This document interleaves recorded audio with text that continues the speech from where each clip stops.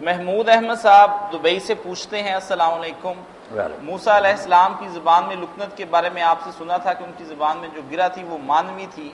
اور کوئلے والی کہانی ایک افسانہ ہے، لیکن ابھی حال ہی میں ایک اور روایت بھی سنی ہے کہ حضرت حسین علیہ السلام کی زبان میں بھی لکنت تھی اور نبی کریم صلی اللہ علیہ وسلم نے ان کے بارے میں کہا کہ انہوں نے یہ لکنت حضرت موسیٰ علیہ السلام سے وراثت میں لی ہے۔ کیا یہ حدیث صحیح ہے اور کیا حضرت موسیٰ علیہ السلام کی لکنت کا سبب ظاہری تھا؟ یہ حضرت حسین رضی کے بارے میں جو ہے نا کہ ان کو حضور نے کہا موسیٰ سے ملی ہیں، آگے سے آگے افسانے بنائے تھے، کوئی حقیقت نہیں ایسی۔ ان کی زبان میں اگر لکنت تھی یا غنہ ان کی آواز سے نکلتا تھا تو وہ الگ بات ہے، مگر یہ موسیٰ علیہ السلام والی کوئی بات نہیں۔ موسیٰ علیہ السلام نے جو دعا کی تھی تو ہم بھی وہ قصہ بنایا ہوا نا کہ فرعون جو تھا نامراد، ایک دن موسیٰ علیہ السلام نے اس کی داڑھی پکڑی،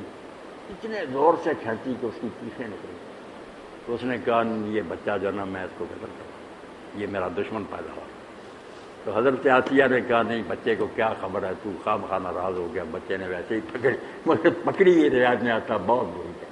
چیخیں نکل گئی۔ تو اس نے کہا اچھا ٹیسٹ کریں گے، تو اس نے پھر آگ جلوائی، ایک کوئلہ رکھا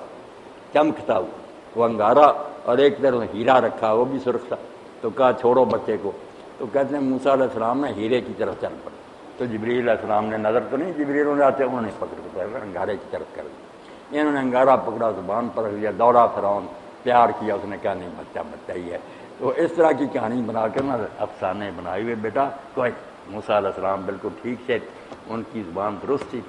جو انہوں نے کہا کہ اللہ میری زبان کی گرہ کھول دیتا کہ میری بات سنے۔ ہر مولوی ممبر پر بیٹھتا نا واحلل عقدۃ من لسانی یفقہوا، یہ دعا کرتے گرہ کھول دے، ان کے گرہ پڑی ہوئی ہے، کوئی خیال کرے خدا کے بندے۔ جیسے ان کا مطلب ہے نا کہ مجھے ایسی طاقت دے کہ میں کھول کر تقریر کر سکوں، میری بات میں کوئی نہ رکاوٹ نہ آئے، یہی مطلب تھا موسیٰ علیہ السلام کہ اللہ تو میرے حوصلہ دے۔ فرعون کا دربار کافر جو قتل کراتا تھا اس کے سامنے جانا تھا، کوئی معمولی بات۔ اس میں اب جب حضرت موسیٰ اور ہارون علیہ السلام کو حکم ہوا نا تو حضرت علی فرماتے ہیں انہوں نے کہا اللہ ایسا ظالم بادشاہ، فوجیں، جیلیں، پھانسیاں، ہم دو درویش آدمی، نہ لشکر نہ کوئی فوج، ہمیں تو بھیج رہا اس ظالم کی طرف۔ اور یہ گئے تو لاٹھیاں کندھوں پر تھی، انہوں نے بس پہنے ہوئے تھے درویشوں والے اون کے لباس۔ اس نے کہا تم آئے ہو میرا تختہ اٹھنے کے لیے، انقلاب برپا کرنے، تم دیکھتے نہیں میری طاقت،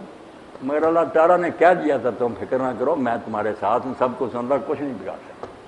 اس لیے پھر اللہ تعالیٰ نے اس کے دل پر رعب ڈالا، انہوں نے کھول کر اپنا دین کا پرچار کیا،